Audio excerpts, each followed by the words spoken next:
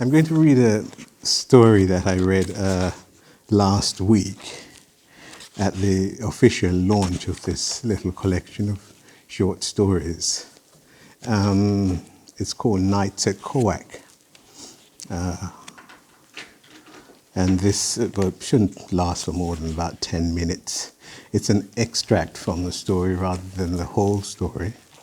And I have, in taking out this, in identifying this extract, edited it quite a bit, so you're not going to be hearing exactly what's on the page. Otherwise, it would go on for quite a long time. Okay, so here's a first start. Nights at Koak. Lost in thought, Ralph became aware of his surroundings again when he reached Gillett Square.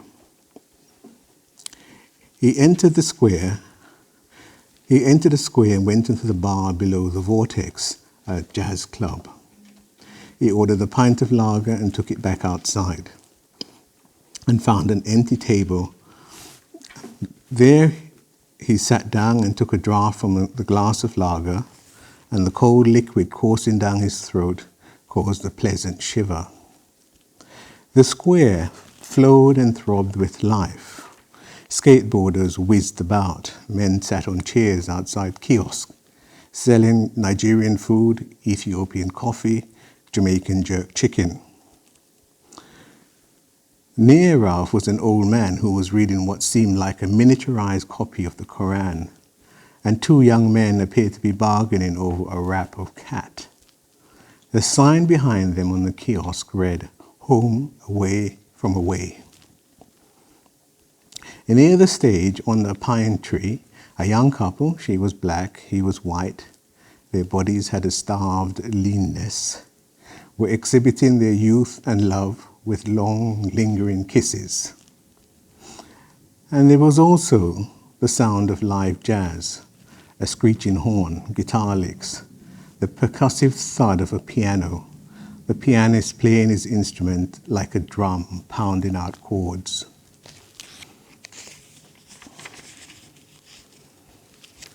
"Is this seat taken?" Ralph heard. He looked up and saw an attractive woman. "No," he said. She sat down and they quickly fell into conversation. "Is it always like this?" she asked. "What, you mean filled with people?" "Yes, and so many different kinds of people." "I don't really know," he said. He thought he heard a slight trace of Spanish in her accent. "Español," he tried. "Sí, hablo español." He laughed and said poquito, words, phrases, a few lines from Neruda. "Oh, you know Pablo Neruda's work." She seemed suddenly animated. And they were still talking hours later, when the performance in the Vortex ended and the crowd in the square had thinned, leaving just a few groups of people, their voices coming to him in whispers borne on a gentle nocturnal breeze. "I must be going, Maria." That was the lady's name, he said at last. Summoning these words required stupendous willpower and even greater energy to utter, because what he most desired was to sit with her on this warm night at this table, watching the square empty. And maybe the sky would be clear enough for them to make out the stars and the constellations. "Me too," she said. "I must be going too. Can I walk you to a bus stop, to the station?" Ralph said. "No, I live just round the corner," she said. "Can I walk you round the corner then?" Ralph said. Thank you." A few minutes later, he was in her top floor room in a house beside the railway bridge. It was a small room, painted a pale green, and it smelled of oranges. On one wall was a print of Salvador Dali's The Last Supper, and on another wall, a Frida Kahlo self-portrait. There was an air of impermanence, of transience about the room, and it made him think of his student digs from many years before. "Nice room," he said, for want of something to say. "It's my home for now," she said. He went and sat beside her and looked into her eyes. He placed his right hand on her neck and gently pulled her towards him. And as he expected, she yielded, and they kissed long and deep with what he sensed was a mutual hunger. Then she pulled away, her dark eyes searching his face, and said, "Ralph, I don't want us to have sex, not tonight. But I would like you to stay. Stay as long as you like. And if I'm sleeping when you decide to leave, leave quietly, please." All the tension of expectation and desire within him dissipated, and he resiled at this surprising turn to the evening. A sudden laughter, awkward and anxious, erupted in him and spilled out. He said, "Are you serious?" "Yes, I am." Her voice, almost a whisper, carried notes of sincerity and appeal. "And what will we do if I stay?" "Sleep," she said, touching his shoulder. "You see," she continued, "for the last 2 nights I've dreamt the same dream. I'm sitting in an old leather armchair, an armchair all creased and worn by time and bodies. And the armchair is in an oak-panelled room, and rain is falling in this room. Rain is falling steadily. Then the room fills with water, and the armchair I'm sitting in floats out of the window and along a wide avenue where all the houses are submerged. Only their chimney pots are visible on the surface of this flowing water. The street of water flowing like a river became a lake, tranquil and blue. Then the lake became a sea with waves so high I could touch the moon. And next I was plunging over the edge of the sea into darkness, as if plunging over the edge of the world. Then I was afraid and woke up. I don't want to have that dream again, and if I do, I don't want to wake up alone. So you picked me up in a bar to spend the night with you, Ralph said. Yes, I saw you and said to myself, he does not look like a man who's afraid to dream. She corrected herself. I mean, afraid of dreams. He passed his hand across his forehead in a theatrical gesture of despair and exasperation. Trust me, he thought, a crank, loco. Nonetheless, he chose to stay. And before falling asleep, he lay awake for some minutes, thinking about this strange anticlimax of the evening, and what sort of woman invited a stranger into her bed for the sole purpose of actually just sleeping, and what kind of stranger accepted such an invitation. Then he remembered lonely nights when he too would have risked his life in the comforting arms of a stranger, and with that memory, her request seemed less odd. He woke up some hours later. You're leaving, he heard her say. Yes, I'd better go, he said. He sat on the edge of the bed, and she rose up behind him and embraced him, her chin on his right shoulder, her breath warm and vaguely minty. Don't go, she said. It's quite late, heading to 2 o'clock, Ralph said. That's not late, she said. Let's go to Koak. Koak? Yes, C-O-A-C, she spelled out the word. Don't you know the all-night cafe? They sometimes have music there. If you come with me to Koak, I'll dress just for you. End of extract.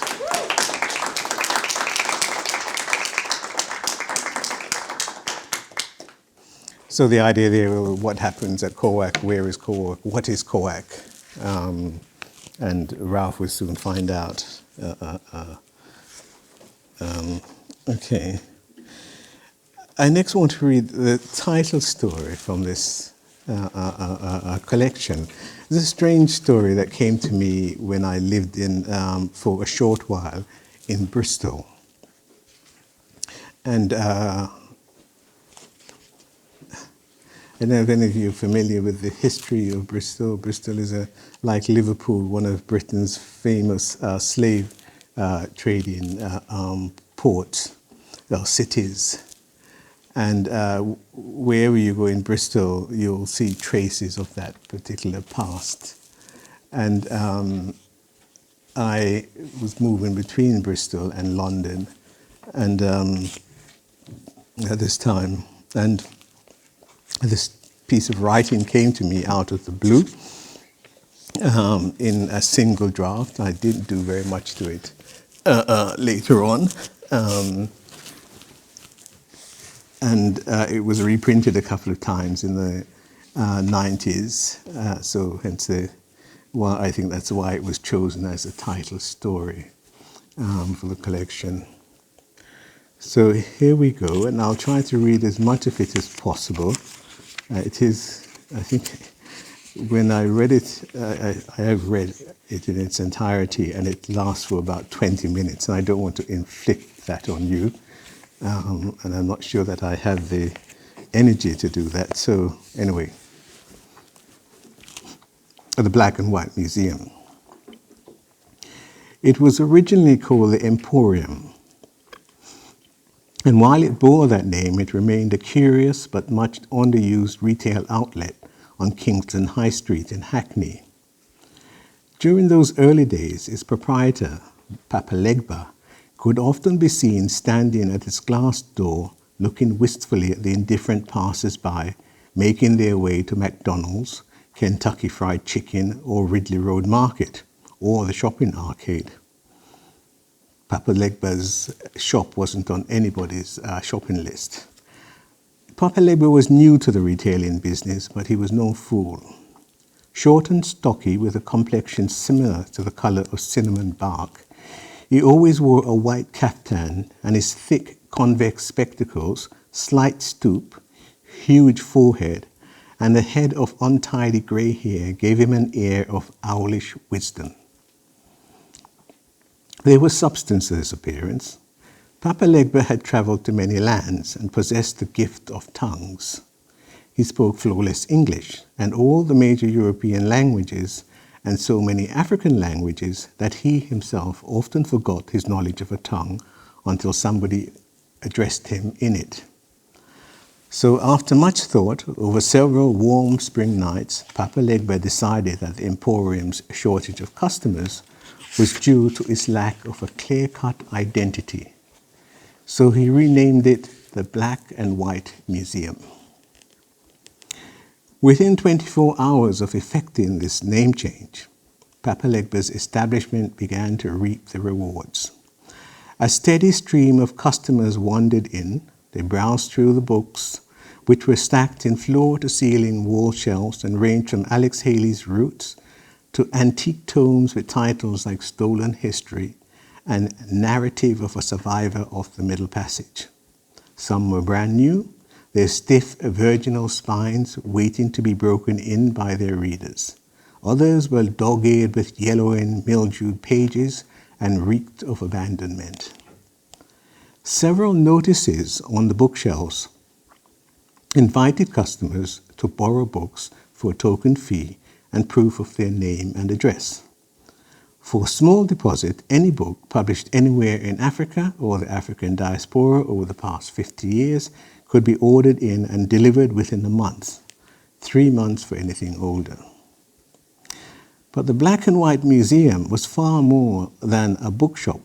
Its back room was a bazaar of African artifacts, ebony masks, statuettes made from ivory and ebony, Iroko walking sticks, malachite brooches, earrings, necklaces, and bracelets, bronze replicas of the Benin mask, fertility dolls from Kenya and Zimbabwe, metal horns from Hausaland, marimbas from the Cameroon, cloths with elaborate patterns from the Congo, Lagos and Dakar designed clothes in indigo and gold, and seashell necklaces from a small village on the Guinea coast, where it was believed the shells contained the souls of enslaved Africans who had drowned themselves rather than suffer the horror of the Middle Passage. A notice above the doorway leading to the back room read, "Please feel free to browse." Like other notices in the shop, it was signed Mr. P. Legba. Papa Legba was very generous to these early customers. If a book, a carving, or a piece of jewelry caught somebody's fancy, he charged only what the purchaser could afford. Urging them to take the item, he would beam on these customers a most beautiful smile. And he would say to these skeptical customers, "It's your history. Pay me what you can." Soon word of Papa Legba's kindness began to circulate, but it was satisfied customers who really brought the Black and White Museum fame. Hortense Smith was one of the early enthusiasts. The long-suffering Jamaican mother of 6 children, she chanced up on the Black and White Museum on a summer day when she was going through one of the periodically difficult phases that had been marking her life since she married Leroy Smith, a shiftless, drunken, foul-mouthed, violent womanizer. Not being much of a book reader, she wandered to the back of the shop and there discovered a small recess crammed with glass jars containing a variety of herbs for physical ailments such as arthritis, lumbago, eczema, and dried barks from the baobab fruits for curing emotional problems such as bereavement and troubled hearts. There were toxic powders for eliminating tyrannical spouses or lovers, zombie powder for zombifying your enemies, dried leaves for courage, and herbs that gave you freedom. Hortense Smith expressed interest in some straight-back grass, a herb that the label on the jar informed her was particularly effective for reforming wayward husbands. Papa Legba weighed out 4 ounces on the gold scale and instructed Hortense to grind it up into a powder, then mix the powder with skin shed by her husband and boil for 3 hours. The brew created through this process should then be consumed by the subject within the next 24 hours. If after a month she wasn't happy with the result, an industrious, faithful, home-loving husband, Papa Legba promised to give her a complete refund. Hortense Smith was extremely pleased with the herbs, and she brought her friends to the Black and White Museum. Soon, customers started arriving from all over London. Some days, a long queue stretched as far as Ridley Road Market. People even stood for hours in the rain and cold for the opportunity to purchase the museum's potent panaceas. Naturally, once they were inside the shop, they became curious about its other goods, the books and the African artifacts. And when they had bought their herbs along with, say, a pair of ivory earrings or a goatskin drum, some noticed the red arrow pointing to the basement and the words, "The Middle Passage." Initially, only the most intrepid customers ventured down the slimy, rickety wooden stairs. At the bottom, they found hundreds of yards of rough cast iron chains, padlocks, leg clamps, neck locks, neck rings in various styles, iron mask, cat o' nine tails, branding irons, wooden clamps, and leather thongs, sweat boxes, treadmills, and torture racks. Everything was encrusted with dried blood. A notice invited customers to take advantage of a special introductory rate for the Middle Passage weekend. The first 50 customers, or the first 50 adventurous souls, an equal mixture of blacks and whites, had a hell of a time. For 48 hours, they lay on their backs, head to toe, side by side, in a dank, damp, fetid sub-basement. By some hidden mechanical device, the sub-basement floor simulated the rolling and listing of a slave ship in the Middle Passage. It was mercilessly hot, and every hour on the hour, sprinklers built into the ceilings sprayed the visitors with cold salt water. And throughout all this, the pain-filled voices of men, women, and children issued from concealed loudspeakers. Once a day, Papa Legba served the meal of foul-smelling, grub-infested gruel. A few traumatized adventurers emerged babbling in strange languages, some of which defied even Mr. Legba's encyclopedic linguistic knowledge. To aid their recovery, he sold them sachets of dried elephant brains, which he assured them would restore their memory of who they were before the Middle Passage weekend. The majority of people not only walked away unhurt, they claimed it had been a uniquely invigorating, even cathartic experience.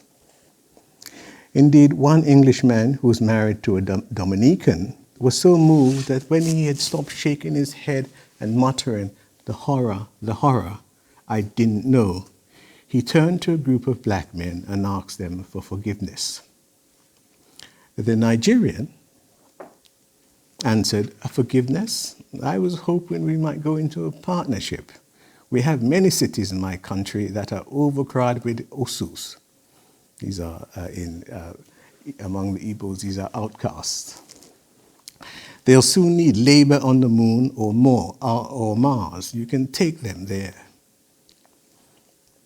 And such was the Nigerian's response.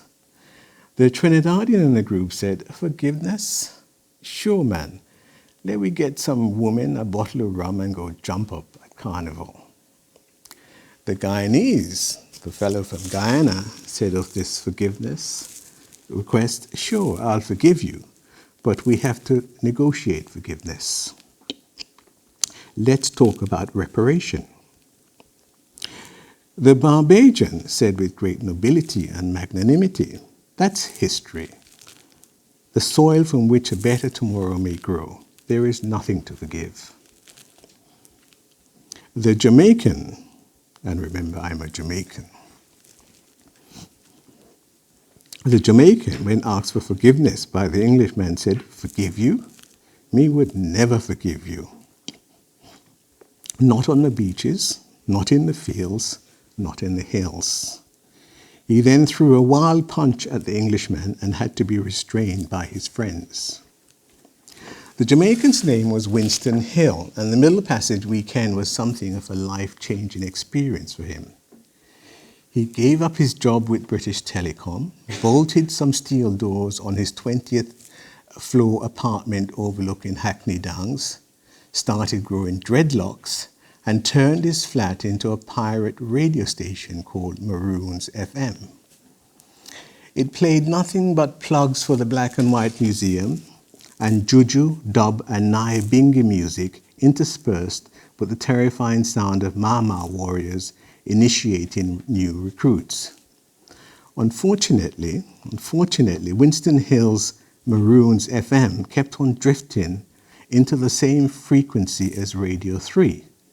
And after much protest from that station's outraged and influential listeners, the authorities started a campaign to close it down without offending its thousands of black listeners and risking a riot.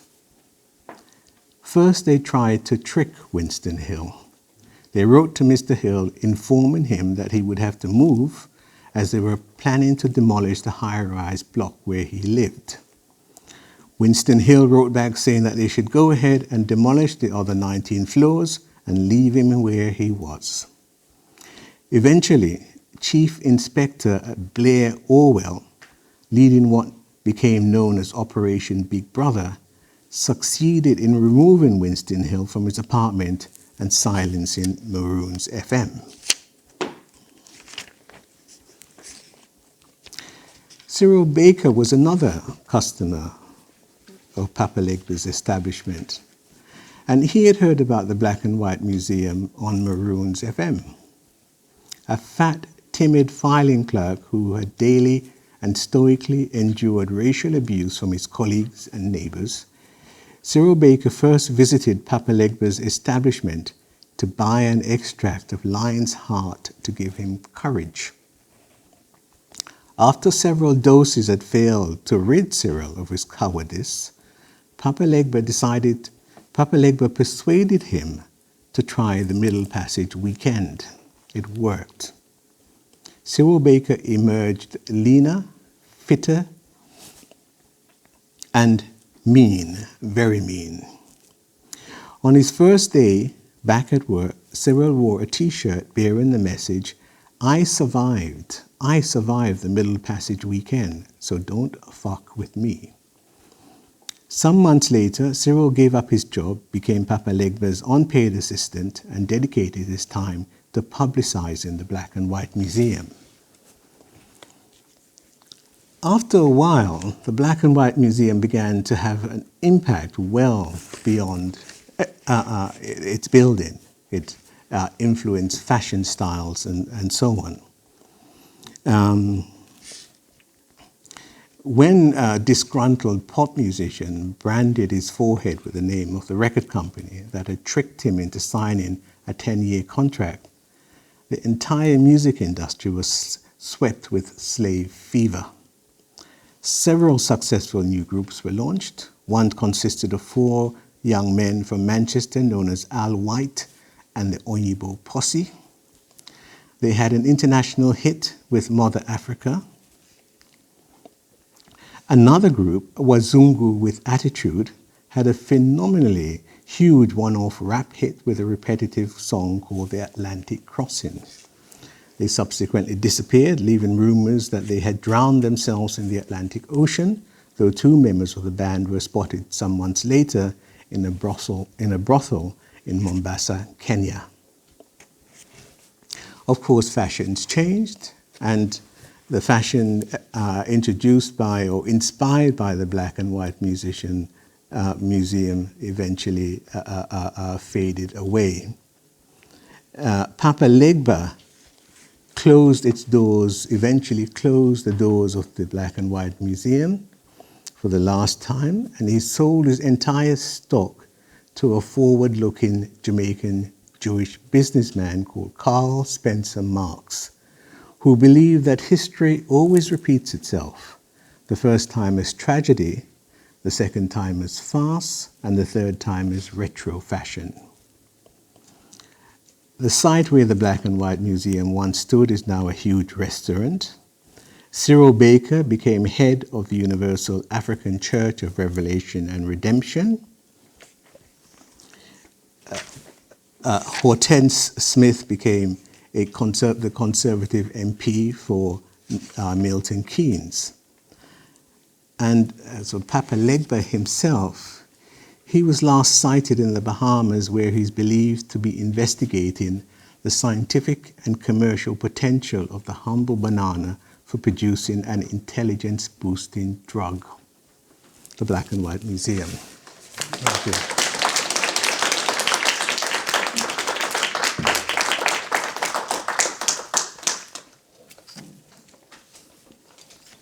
How are we doing for time?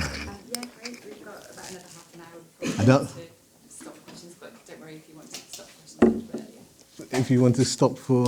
Questions. Yeah, sure, yeah, because that's so densely packed with allusions that I'm not sure many of you would have got that. But anyway, yes, any questions so far? Can I start? Sure, sure. I'm not going to ask questions from the 2 that you have read. I've got a burning question from something else different. Yeah, sure.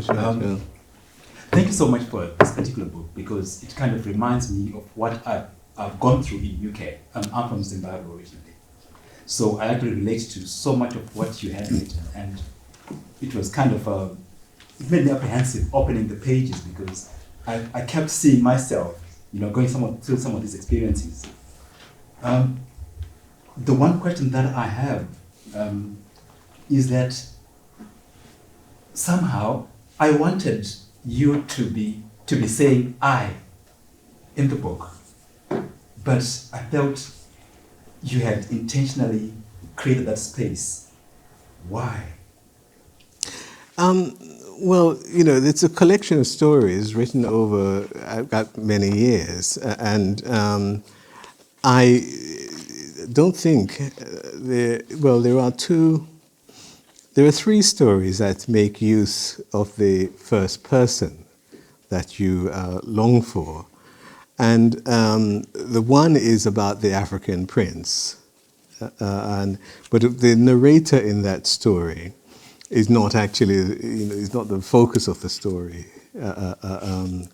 So he's telling you about these characters as met, but it's not really his story. He's not the protagonist. The protagonist is a prince. The other two stories, which do use the first person, they're voices. For me, they're playing with voices. I'm trying to capture two voices, that of an elderly Jamaican migrant, and then the second, that's the Dog Dead story, and the dinner lady, again an attempt to capture a certain voice with her refrain, oh, you know what I mean, babe. Yeah. The technical choices I made because they seem, that was the material I was trying to work with. It didn't seem particularly important to me to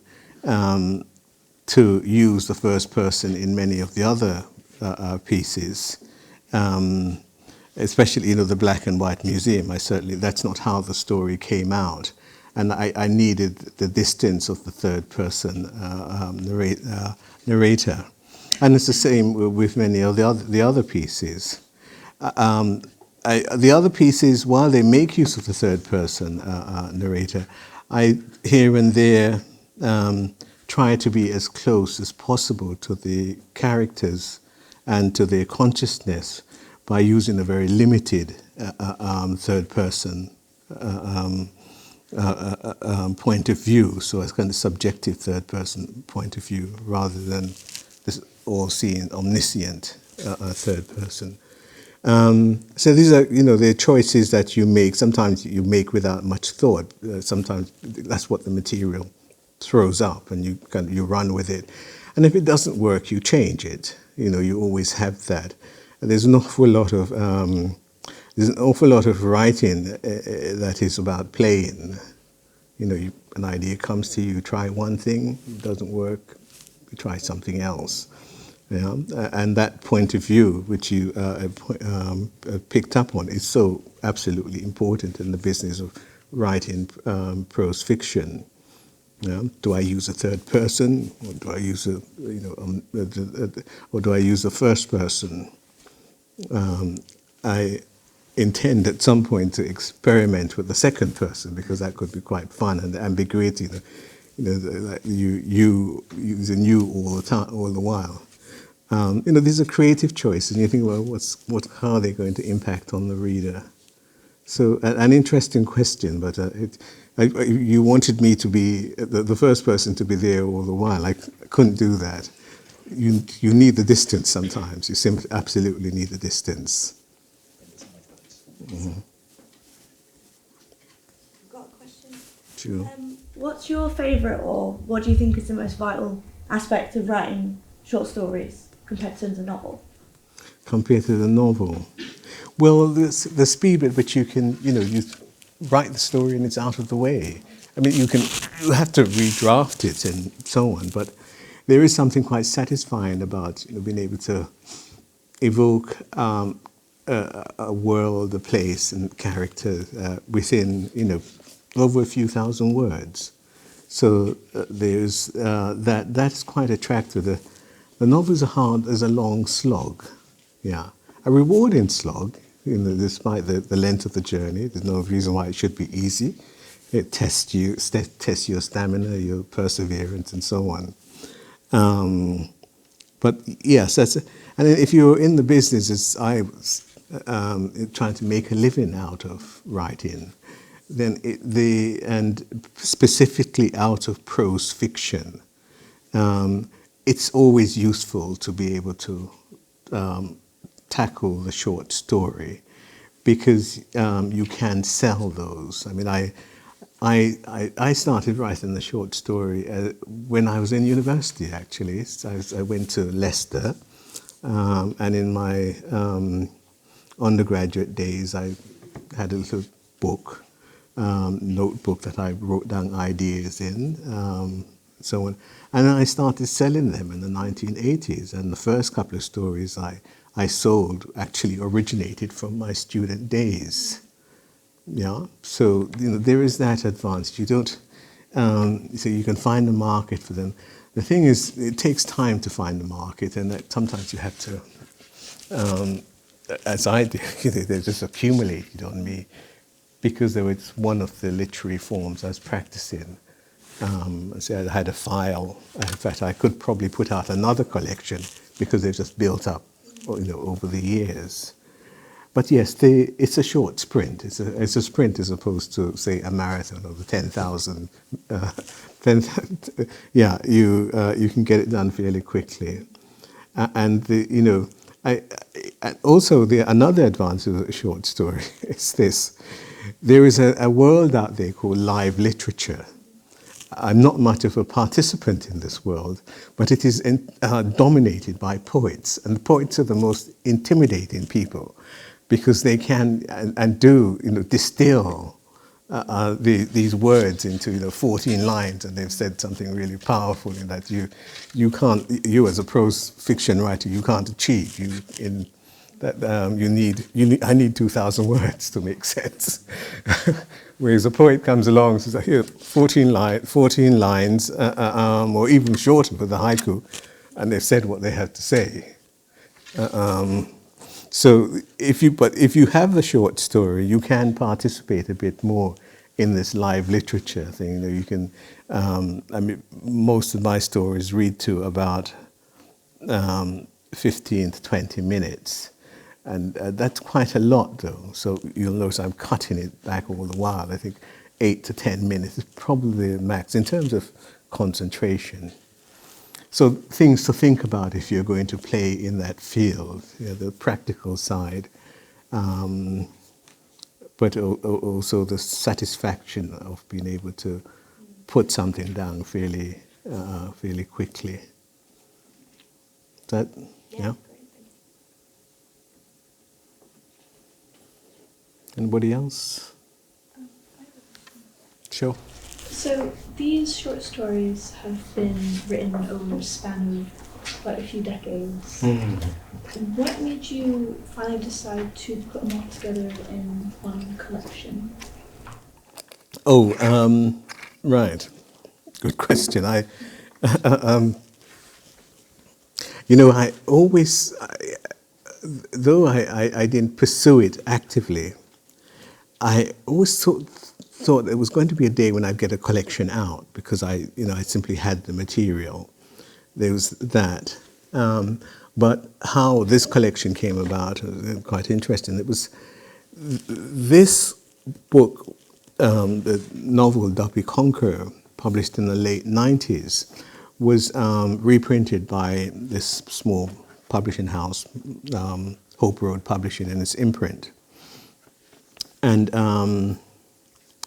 so I think I signed the contract on that, the reprinting of the Duppy Conqueror book, in December 2019.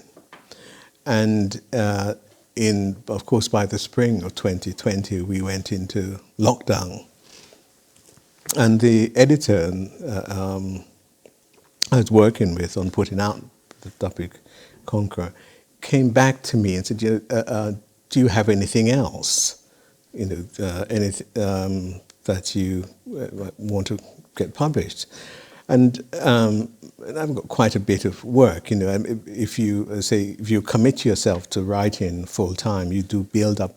If you go into a painter's studio, you'll find lots of canvases sitting around because the painters painting really regularly. And it's the same with writing. So I said, I have these short stories, and some of which have been published, and put together a collection, and that's how it came about, really. Just so I think we were, in the middle of that first lockdown, post the George Floyd incident, just shortly after the George Floyd incident, and just picked up. That's all. Do you have any authors that you looked at when you... Sorry, I'm not hearing you very well. Do you have any authors, especially in the short story writing, that you could say were a reference or that you looked at when you first started writing short stories? I'm not getting the question. Perhaps could somebody, would you like to have another go explain it, or would somebody like to explain it Like, on your do colleague's you have behalf? any authors that's like a reference in the short story writing? Perhaps any short story writers who influenced you? Oh, I see. Okay. All right. Gotcha. Okay. Gosh, I've devoured so many short stories over the years that I think, going as far back as the work of the French, very well-known French short story Maupassant. I think I moved from him to Somerset Maugham. Somerset Maugham was quite a prolific short story writer, English writer, and I think at one point I owned 3 collections of his stories. I think a 3-volume collection. Then the South American writers like Gabriel Garcia Marquez. He has published several short story collections, Innocente Rendira, a number of others that I read. Borges, another South American writer. Nights at Koak, I should say, is a bit of a homage to Hispanic culture. I come out of an island. I was born in an island which, it's English speaking, but the first colonizers of that island were the Spanish, and you still find very strong traces of Spanish culture in Jamaica. So I'm always, hence references to Salvador Dali, Carlo, and so on. So I'm a great fan of that literature from that part of the world. I'm also a great fan of American short stories. John Cheever is one of my favorites. John Updike writes short stories as well. Flannery O'Connor, Shirley Jackson. There's a wonderful collection by, if you're not familiar with the American short story, a wonderful collection by published by Granta, 2 big fat volumes, edited by a writer called Richard Ford. And they were published about 10, 12 years ago. So if you looking to explore the American, this is North American, US short stories, that's a pretty good place to start. You're going to find it's a real treasure trove of stories. I mentioned English writers, I sound like Somerset Maugham. There are. You'll find a short story collection by the Irish are great short story writers. James Joyce, James Joyce, The Dead. It's a wonderful collection. There is recently a collection, an anthology by Colm Toibin on Irish short stories that you can. I think it was published by Faber. I'm not sure about that, but you'll find there's a very rich tradition of short story writing among the Irish. A particular favourite of mine is William Trevor, who has put out over the years several collections. I think he died not that long ago. But you'll find it extremely rewarding to read William Trevor, just for instruction as well as pleasure. Then the English writers. There's a very fine contemporary English short story writer by the name of a woman called Helen Simpson. And she's put out about, I think, maybe 4 or 5 volumes, 4 or 5 collections of short stories over the years. And she's, that's her form. I think that's all she writes, is short stories. And because I just mentioned a female writer, someone like the Canadian writer who won the Nobel Prize not long ago, Alice Munro.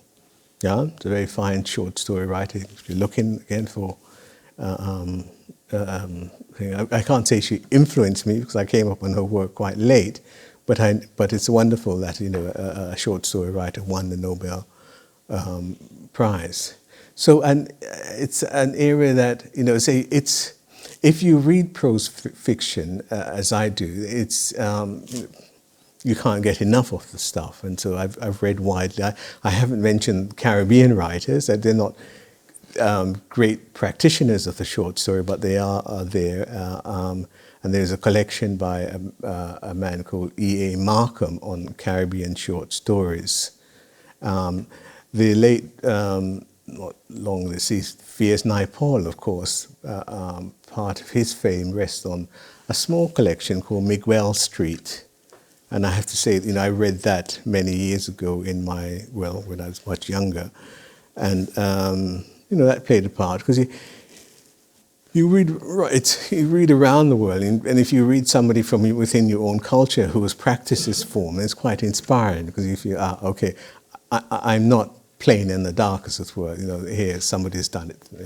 It may not be a lot out of the Caribbean and out of black writing, but they are there. So again, I would recommend V.S. Naipaul on all sorts of levels. I mean, for his prose generally. But that Miguel Street collection. Who else is there? I think that's about it for now. I probably, I think of others, but I think we probably need a bit more time. Yeah. Okay. Our module this term is about black writing in Britain, and so we're looking at features of these narratives. We're looking at features of narratives in black writing in Britain, the second module. And I'm just wondering what your take on black writing in Britain is. What you think it's about, poems. Oh wow, that's a tough one. Because you're now asking me to comment on the work of my contemporaries mostly. I think it's I think there's some really interesting stuff out there. I think some people will trace it back. It has a long history and go right back into the 18th century. Someone like Ignacio Sanchez and Lauda Equiano and people like that. Even some people even include Phyllis Wheatley. I must say I'm mainly a reader of 20th century fiction. So post Second World War, there was that first phase of immigrants who reflected a great deal on Caribbean and colonial upbringing and so on. And that had quite a huge impact. We moved in the 1970s, you began to get people like me coming onto the scene who, while I wasn't born here, I came at such a young age that, basically I don't think it's an exaggeration to say that Britain made me, and London specifically.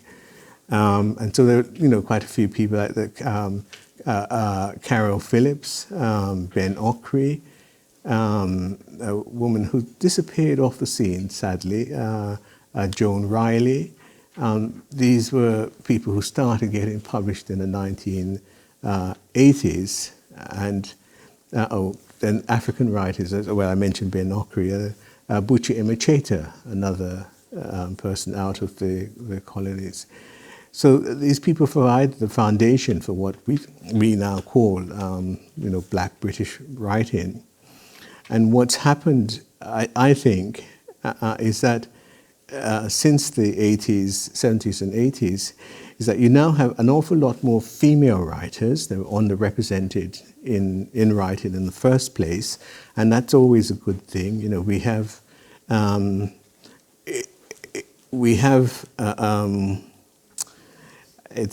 should say, I'm the father of three young women, so, and I try to encourage them to write, partly because I became aware once I had to go around with my daughters that that public spaces tend to be dominated by men, whether it's the pub the park, whatever. And I took much of that for granted until I became a parent and a parent to girls. And I valued and tried to get them to value, literature as something they could practice. If the public space wasn't accessible to them, they had this private space and the solitude, the privacy of reading and writing. And I get a sense that many more black women recognize that about this culture and see in literature a form of empowerment, and are prepared to tell their stories, to make public their very most private feelings. And so, that's a good thing. It's very much a feature of contemporary black British writing, just more women writing. So I think that's about all I can say about black British writing for the moment. I was surprised, and pleasantly surprised, I have to say, that there was such a course, black British writing. I knew nothing about anything like that. And I think this must be a relatively recent development, that such a course now exists. And so, but it's still, these are still very early days, and it's very interesting to see, where it goes. We, of course, as all English, and all users of the English language, we practice when we use this language in the shadow of the Americans, and they exert such powerful influence over. It's a little worrying, but hey, that's where the market is. I have a question. So it's pretty obvious the importance of music, I think, in some short stories, like the radio in the Black and White Museum, or the blues and jazz. So, in your opinion, what is the importance of music in the Black history in general? What has mean music? Yeah. Extremely important. Before the written word came the song, came the drum, and then came the song. And in the passage into the Americas for many peoples of African descent, of course, was there was a denial. People were denied the chance to use their own language or languages. The Africans were mixed up. People from Yorubas were mixed up with Fulanis and Hausas and so on. And I suppose music was a way of communicating. Many African countries, of course, many African cultures, of course, they were pre-literate. So much of history was orally recorded, and in West Africa, there's a whole tradition of the griot, where stories and histories of particular places and families and so on are recorded in song and transmitted over the generations through by the griot and the griot lineage. In the Caribbean, this music would have been extremely important, and as a source of inspiration, as a source of recording. You simply couldn't get away from it. And when you think, and I should say more than the Caribbean, you think of the Americas. You think of the Americas and the importance of music in, say, African American. I'm going to use African American in the widest possible sense. People who can trace their ancestry back to Africa, who are now in the Americas. I think one of the most influential forms of music to come out of the Americas is the blues music. It's formed the basis for a lot of pop music in Western cultures. And the blues music is a wonderful form of storytelling, of people lamenting loss, people yearning for love, losing love. A sort of metaphor for the sort of misery or miserable condition they lived under. Think of the influence of something like reggae music in Britain, coming out of the Caribbean. So I've often thought to myself, if I really wanted to be rich and to give true expression to my Caribbean self, I should have become a musician. But somehow it was claimed by literature. I'm not sure why. But yes, it's extremely powerful and inescapable central feature of that culture.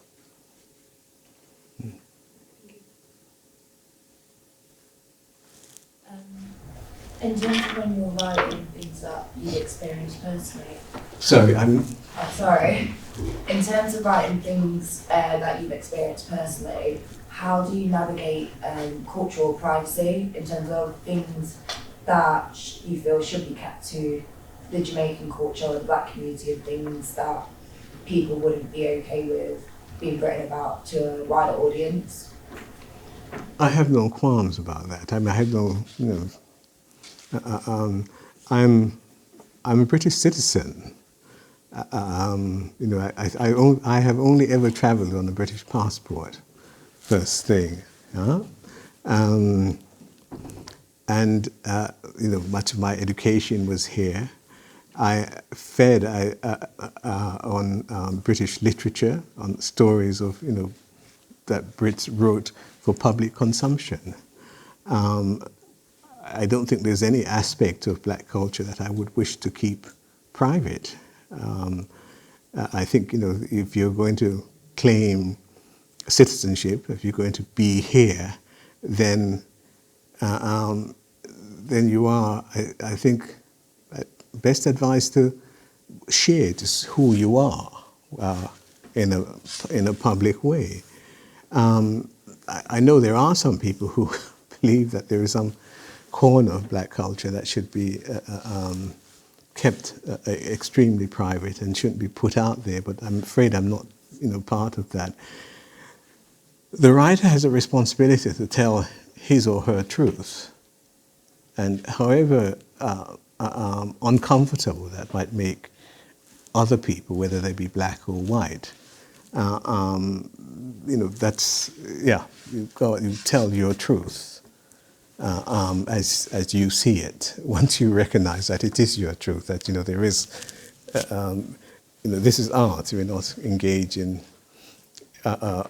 scientific research or making generalizations about reality, and that you share that with other people and you help. That's how I came into writing. People shared in white writing. I didn't at the time see them as white writers at all. Actually, I saw them as writers who, I read stories and I never thought of them. I didn't give them, in my youth, I didn't give these stories color. And as I speak, I'm reminded of reading a story when I was about 14. And this story was by a well-known Nobel laureate called Doris Lessing, if you're familiar with that name. She's no longer with us many years. But Doris Lessing, when I was a schoolboy in West London, Doris Lessing had a collection of stories out called 9 African Short Stories. She was born in what is now Zimbabwe. 9 African short stories. And one of the stories is about a boy who one morning, a boy of about 14, about the age I was then, one morning wakes up and goes out into the veldt. Goes out, wanders around for a while, and becomes quite intoxicated by the morning and by what he sees as he moves around this empty landscape. And at some point he stops and he shouts to himself, and he shouts out into this empty veldt, I can be anything I want in the world. Yeah, a little moment of delusion, but nonetheless, it's. And when I read that, I thought that was an interesting statement to make. To say, I can be anything I want in the world.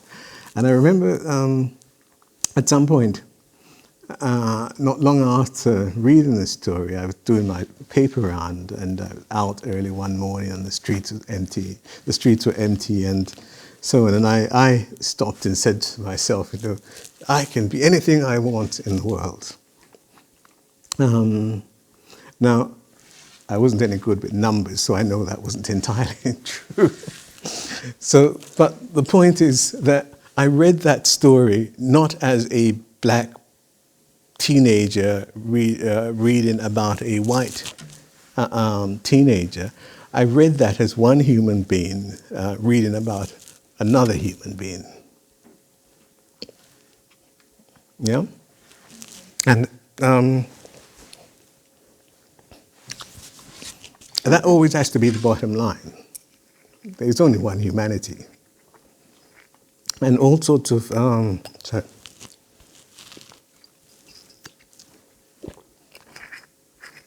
Yeah, history has imposed all sorts of divisions and so on and so forth. And sometimes when we think about, what history and so make us quite angry and so on, but you've got to remind that there's only one humanity, and we share. And through sharing, we understand each other. And sharing our most private moments, our most private feelings, we get a better understanding of each other. I hope that helps. So, yeah. Another quick Sorry, can I just yes. Yeah, I was just going to ask, is that why there's so many references to very traditional white literature in your books, a sort of sense of like ownership or a break of division, like in Please Nothing Wait, there's like a reference to Austen, very traditional, very old books, like there's also 1984 in there. They're very sort of considered part of a white canon. But is that sort of ownership that you wanted to take by including them in your stories? I didn't get the question. Sorry. The use of very traditional white-based sort of canonical texts, are you using them to sort of show a sense of a lack of division, a sort of ownership of something that is considered very colonial and very white? I'm using a white-based sort of, that's what the early part I didn't get. It's like very old authors like Jane Austen who are mostly white or experienced. Right, okay, I get you now. Well, remember my age. Yes, I'm probably standing before you. I think most of you are probably the same age as around the same age as my grandnieces. So remember my age. I came here in 1964 at the age of 8. There wasn't an awful lot to read from black writers, so throughout my schooling. And so for many years, yes, I read white writers. I didn't see them as white writers. And they inspired me. They inspired me to turn my gaze on people from my particular cultural background and to transform characters and experiences and incidents into stories. So I was excited by a literary form. And it didn't matter to me that these writers were white. And I still, when I talk about literature and literary practice, I will still reference white writers. It doesn't, for me, it's all there. It's all up for grabs. And your question is not entirely invalid. I have to say, one of my children one of my children, I was trying to recommend to one of my daughters the Ernest Hemingway story, The Old Man and the Sea. And she's a great reader of fiction. And she said to me, oh, Dad, my tutor said, that we shouldn't be reading these dead white men. We should be, reading people like Toni Morrison and Alice Walker, and so on. And I thought, well, fair enough, but these stories are also there, and they can be rewarding to read. Sure, I don't see that reading Toni Morrison and Alice Walker and others should prevent you from reading other writers. The world of literature is vast. It includes writers from China, writers from India, some from South America, and I think if you have a genuine love of literature, then it must be given expression in that preparedness, I think, to explore these different literatures. Is that, you happy with that? There's a, yeah. I was just going to ask if you faced any challenges, like being a black writer in Britain specifically, like. So you have to. Sorry, I was just going to ask if you faced any challenges, like being a black writer in Britain, and if so, like what you think the biggest challenges were, and if you think that they were specifically to like being black.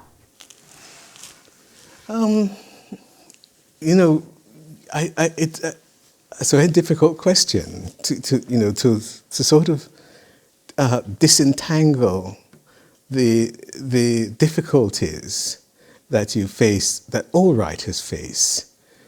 Here is a form that it's not the most lucrative, especially that my work is placed, considered, and I didn't set out to be considered this as a literary writer. There's no, what sustains the publishing industry is mainly genre fiction in terms of literature, crime writing, romance, horror, thrillers, and so on. People who practice a form of literature that I practice, has been a bit parasitic. You don't really make much money out of it. It's a kind of constant struggle to just get by. And that's not just for me as a person of color. It's most writers you speak to will tell you that there is that it's hard, it's tough, and you have to, in a way, you have to take pleasure from the exercise because it's possible that's the only pleasure you're going to get because you're not getting any kind of financial reward from it. Undoubtedly, there is an element, the race factor kicks in, but exactly how it kicks in, it's difficult to say. I mean, I look at the historical moment we're in, and it's not the first time we've been in this kind of moment.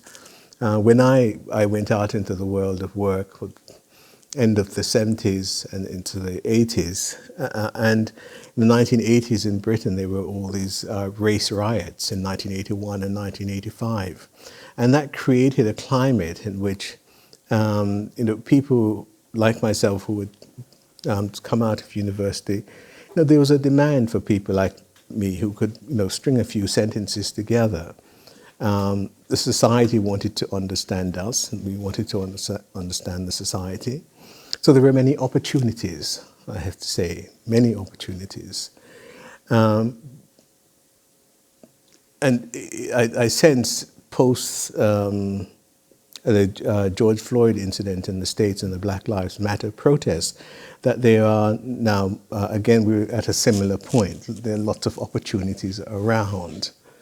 And I can imagine white writers complaining that, black writers are probably getting all these opportunities now to be published. I don't know if that's the case, but the different moments in history when I think the culture is quite receptive to the black voice. But then what happens is that window of opportunity closes, and you then have a real struggle until maybe there's another some form of social protest or riot, in which case they start looking around for somebody to speak. But say, the whole business of writing is tough, generally. Yeah, generally it's tough, and you really have to want to do it. It's extremely rewarding. You may not make a living, but you'll have an interesting life. Yeah. And I think for those black writers who have stayed with writing, it's partly because of that. It's the most fascinating thing to do. You're constantly reflecting on a self in a changing socio-cultural environment and how the self responds to that environment.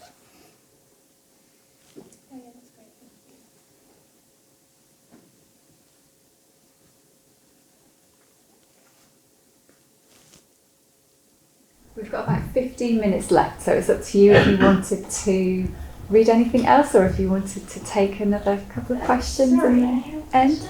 What's your thought of Black Britishness? Is that So I can't hear you. Okay. What's your thought of Black Britishness, and is that means a kind of loss of self-identity and Black identity? Can you repeat the question for me, please? Okay. What's your thought of Black Britishness?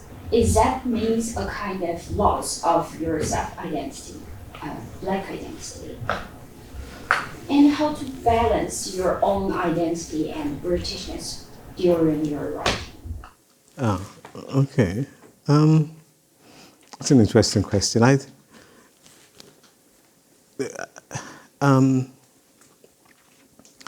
I do not have, and could possibly have, a black identity outside of some particular historical and social context. Yes, you always must be embedded in a place, in a particular culture, and I don't think there's anything. There's no essential black identity. You can't you go and say, well, this is what it means to be a black person. So I'm not wrestling with it. I don't see any kind of incompatibility between myself and British culture. I'm trying all the while to see, where I fit in, but where I fit in as an individual. Yes, this thing, the notion that there's some black culture that I somehow compromise or lose or whatever by being British. That's not, it's interesting writing the middle passage, the black and white museum. I'm a descendant of people who were enslaved, transported into the Americas. In the process, I lost my language, or lost whatever African language. I have no idea where in Africa my ancestors came from. I'm not that interested, really. It doesn't much matter to me. Lost my gods, my name, and so on. I'm a person out of the Americas, out of the New World.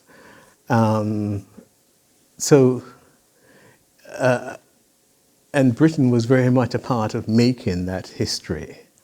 And in making that history, Britain made me a part of it. And one of the things that's been going on, it's quite interesting over the last year or so, well, it's been going on a bit longer than that. It's been going on since for quite a long time, is getting Britain to acknowledge that past in which I'm intimately involved for the last 500 years or so, making that a part of public discourse, a part of public debate. So I don't see any incompatibility. I don't see any discontinuity. I think this is, and you will find more and more people like me. I'm a certain kind of Brit. Yeah. and I'm not to be confused, and my particular racial experience and so on is not to be confused with that of the African American or that of the African Brazilian or whatever, because they are quite important. I have never had to live, for example, with the racial terror that the African American lived with post the end of slavery. I've never had to live with Jim Crow laws. I'm not saying that Jamaica post the end of slavery was an idyll, but it certainly was not the United States of America. And coming to Britain in the 60s as a child, whatever difficulties, and there are undoubtedly difficulties around race. Here was this post-imperial nation that had never had a significant black presence. So they problems to do with race. I didn't feel that the problems here were ever as great as, say, that in the United States of America, and certainly, places like South Africa and so on. So while race matters, it matters. I don't think it matters with the same degree of intensity that you find elsewhere. So to suggest, and I think your question implies some sort of discontinuity between whatever blackness I perceive myself to possess and Britishness. I don't see that. Yeah, I mean, like, in two different culture backgrounds mixed together, how to balance it. My culture is not so radically different from British culture. I went, one of the central features in culture, of course, is religion. I mean, most people out of the Caribbean are Christians.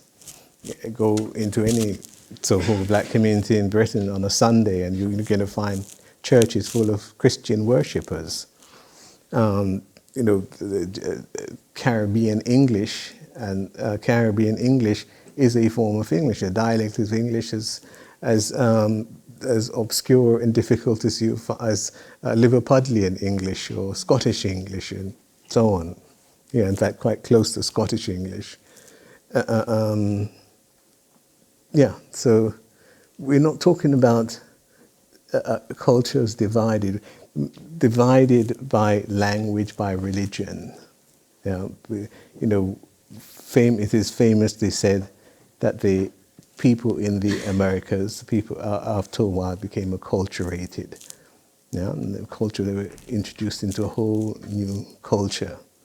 And there is, in a part of that culture, a yearning for a reconnection with what was lost, to reclaim what was lost. Of course, that's not possible, and you can reconnect with it, but you position it within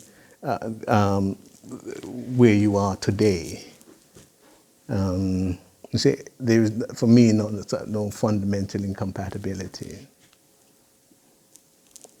That.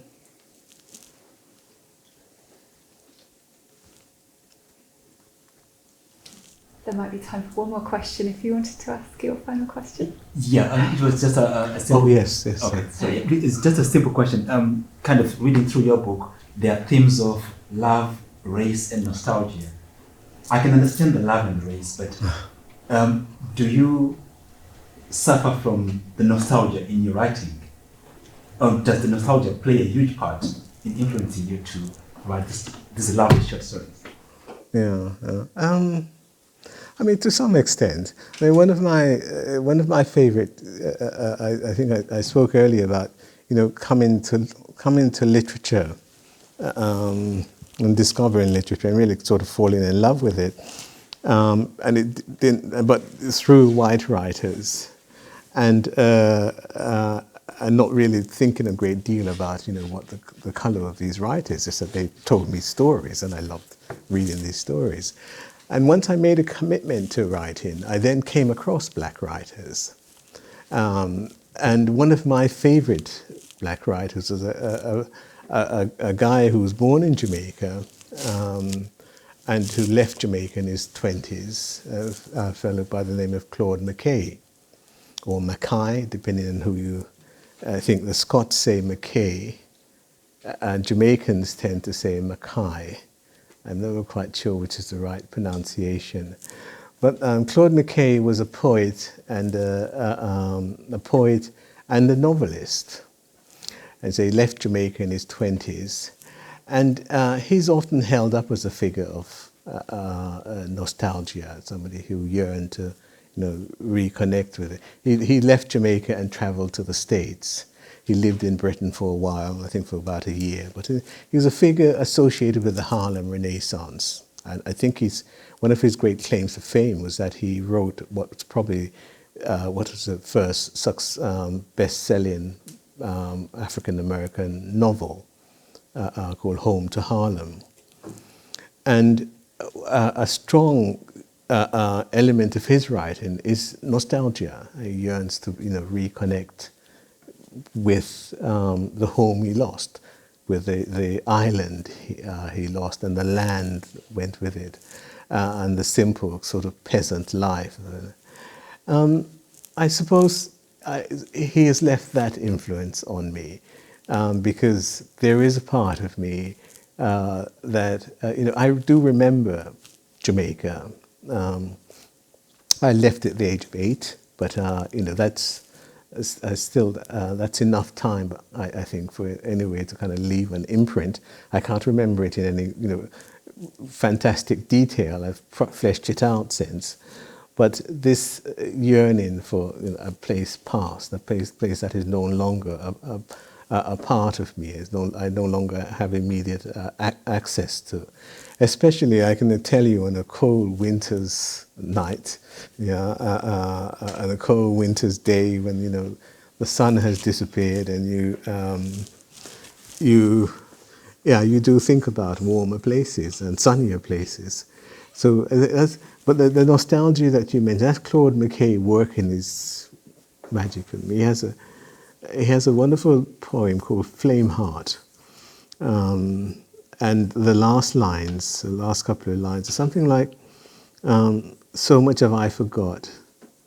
I forgot what time of year the ground doves coo. I forgot the poinsettia, the blood red splendor of the poinsettia in warm December. And that's a very beautiful poem that that sums up his his longing for Jamaica specifically. So yeah, if you detect nostalgia, blame it on Claude McKay. Thank you so much for this insight into your work and your history and your thoughts about writing. Thank you so much, everybody. Thank you.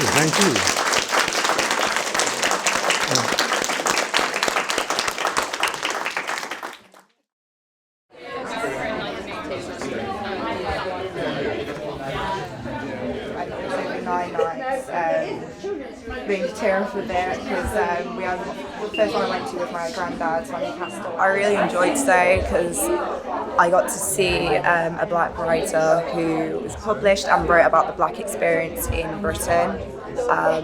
Seeing bits of Jamaican culture, which is also my culture, in written literature form was really nice to see, because I grew up reading the classics, which, although I love, don't really have my black identity in. I really enjoyed the various questions and Ferdinand's take on black British identity, cultural privacy, and what it means to be a black writer in Britain, because that's what I aspire to be.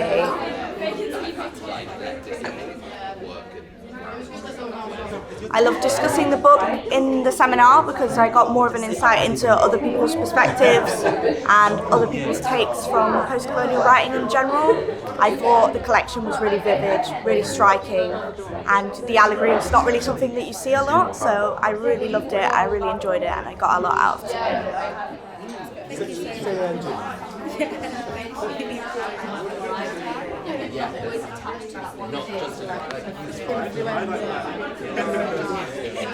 Yeah, I thought he gave a really engaging reading, and during the questions and answers I thought he gave a very interesting introspection onto why he wrote it and some of the influences that brought it about in the first place.